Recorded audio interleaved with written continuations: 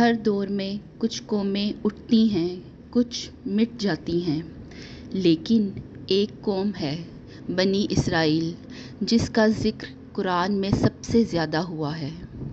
ایک قوم جسے اللہ نے اپنی نعمتیں دیں، مگر جب انہوں نے تکبر اور نافرمانی کی تو ان کے لیے عذاب لکھ دیا گیا۔ آج دنیا پھر سے انہی نشانیوں کو دیکھ رہی ہے۔ کیا ہم قرآن کے اس دور کے قریب ہیں جہاں اسرائیل کا انجام لکھا جا چکا ہے؟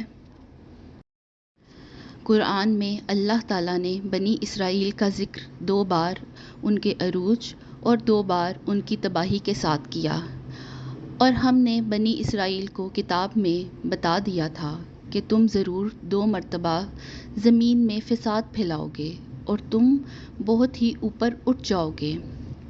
اور پھر جب پہلا وعدہ پورا ہوا تو ہم نے تم پر اپنے سخت قدرت رکھنے والوں کو مسلط کر دیا۔ انہوں نے تمہارے گھروں میں گھس کر تباہی مچا دی۔ اللہ نے کہا بنی اسرائیل کو 2 مرتبہ فساد پھیلائیں گے، اور جب پہلا وعدہ پورا ہوا ہم نے ان پر اپنے سخت لوگوں کو بھیجا جو ان کو ذلت کے ساتھ برباد کر گئے۔ پہلی تباہی کا واقعہ تاریخ میں لکھا گیا ہے جب بابلوں کے بادشاہ بخت نصر نے 586 BC میں یروشلم کو تباہ کر دیا، بیت المقدس جلا دیا گیا اور بنی اسرائیل کو قید کر کے بابل لے جایا گیا۔ یہ قرآن کے پہلے وعدے کی تکمیل تھی۔ انہوں نے اللہ کے احکام کو توڑ دیا اور جسے رہنما بنانا تھا وہ فساد اور تکبر میں گم ہو گئے۔ پھر ان کو ایک موقع ملا، وہ دوبارہ ابھرے اور بیت المقدس کو دوبارہ تعمیر کیا، لیکن کچھ ہی کارنوں بعد انہوں نے پھر اللہ اور اس کے رسول کی نافرمانی کی۔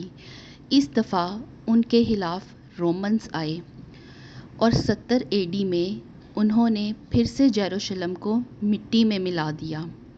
بنی اسرائیل دنیا بھر میں بکھر گئے۔ یہ قرآن کے دوسرے وعدے کی تکمیل تھی۔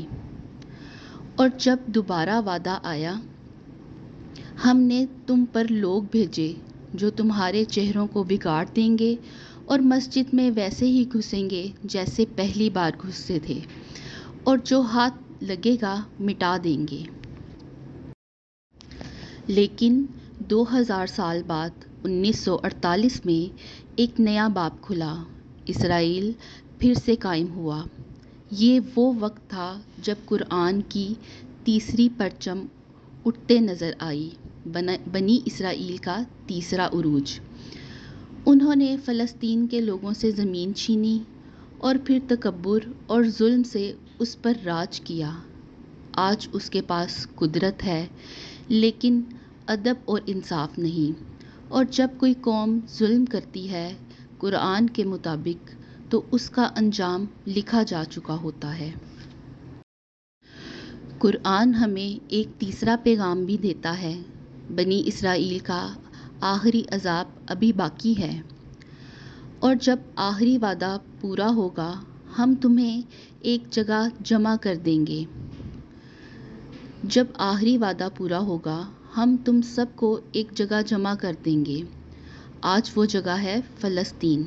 سب کچھ ویسے ہی ہو رہا ہے جیسا قرآن میں فرمایا تھا، اور رسول اللہ صلی اللہ علیہ وآلہ وسلم نے بھی فرمایا یہودیوں سے لڑائی ہوگی، اور اس وقت پتھر بھی کہے گا اے مسلمان میرے پیچھے ایک یہودی چھپا ہے، اسے مار ڈال۔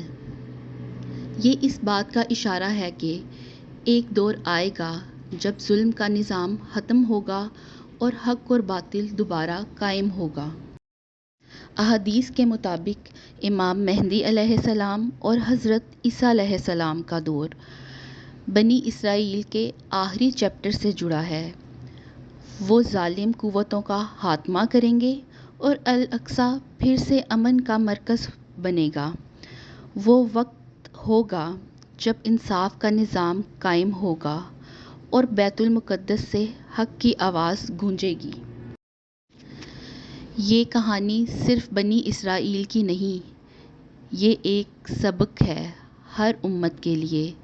جب ایک قوم اللہ کے حکم سے ہٹ جاتی ہے تو اس کا انجام تباہی ہوتا ہے، چاہے وہ کوئی بھی ہو۔ رسول صلی اللہ علیہ وآلہ وسلم نے فرمایا، تم ضرور ان لوگوں کے راستے پر چلو گے جو تم سے پہلے تھے، حتیٰ کہ اگر وہ کیڑے کے بل میں بھی جائیں تو تم بھی جاؤ گے۔ یعنی اگر ہم بھی نفرت، ظلم اور فتنے میں کھو گئے تو ہمارا انجام بھی انہی جیسا ہو سکتا ہے۔